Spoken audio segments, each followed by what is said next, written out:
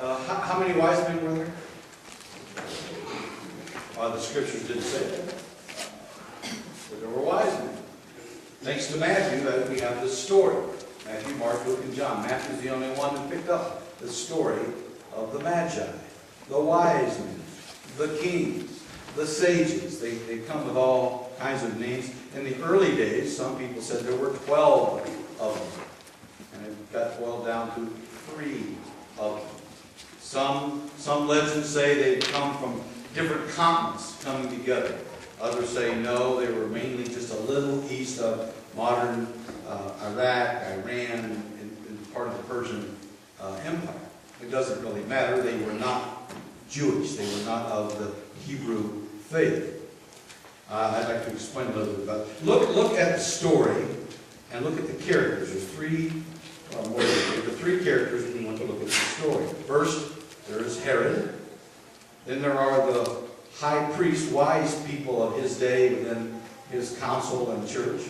And then there were these sages, these 3 wise men in the story.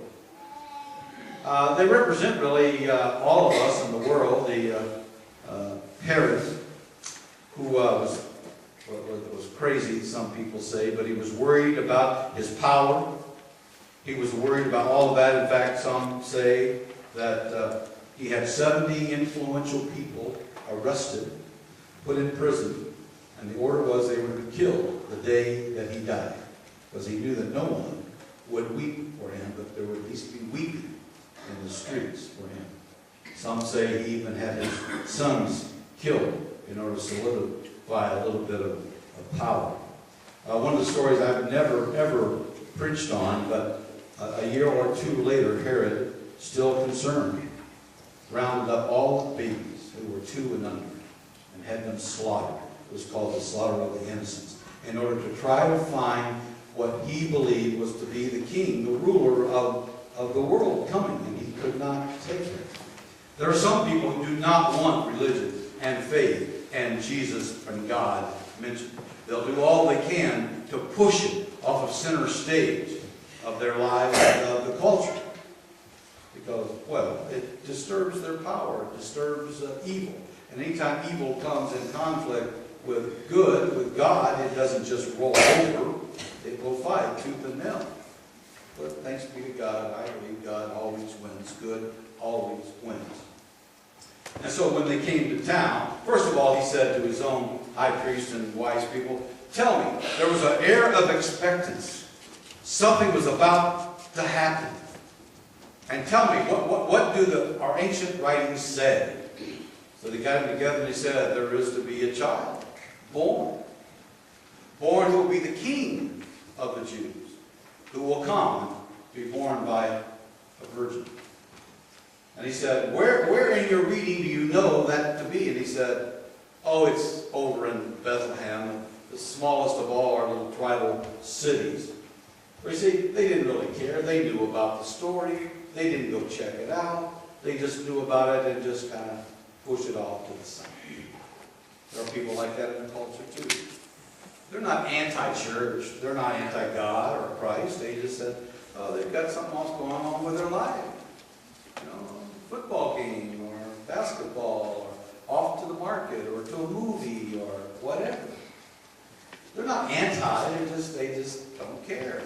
They know the readings maybe. There are a lot of people who know the name of God and the name of Jesus and call upon him when they're down and out, but it's not that concerned. Now the third element are these sages, these wise men, these kings, who were not even from this culture, the Hebrew faith, but were far to the east. And they were reading, and they were always looking at wisdom and how the world is and this greater being called God. What plan does God have? And they too were in a period of expectancy. And they were reading, and of course they were astrologers and paid a lot of attention to rising and falling moon tides and stars, and if there was something out of balance, a shooting star or something that was to signal God had a plan. And so, of course, the story goes that this star led them from the east to this place. And Herod said, oh, You're trying to find the child. If you find that child, you tell me where that child is so I too can go pay homage to the child. Well, sure. He was scared to death. But something other than what he stood for was going to come to the fore. And so these wise men, the sages, the kings left and went and found this place where the star stopped and the babe was in the manger. And they came and bowed. Almost an epiphany, is it not, of God to say to the world, not only to the Hebrew faith, but to the world, he who I have said is coming, who will make a difference, here he is. Come and pay homage to him. And so they came and knelt and paid homage and loved him and went the other way. When I was a boy, Leland, We Three Kings, we always look forward to We Three Kings. We love this song, my brothers and I. And of course, being the oldest, I always got to choose, and I always chose gold. You know, and gold I have, I bring him. And my brother Rusty, he was incense, but my brother Bruce, we always pushed him around, and we made him this stinky myrrh. It's a bitter perfume. And we didn't even know what it was, but he would sing to the top of his lungs, "Myrrh is mine, it's bitter." By the way, my brother Bruce still can't sing. He's a good teacher, but he can't sing. Anyway, we sung the song, but didn't really know what it meant. These are symbols, if you will. Gold I bring because you are going to be the king. Incense I bring because you are going to be our high priest. A person who speaks to us on behalf of God and speaks to God and to us. And of course, myrrh, an embalming liquid. One who would come to die for all of mankind.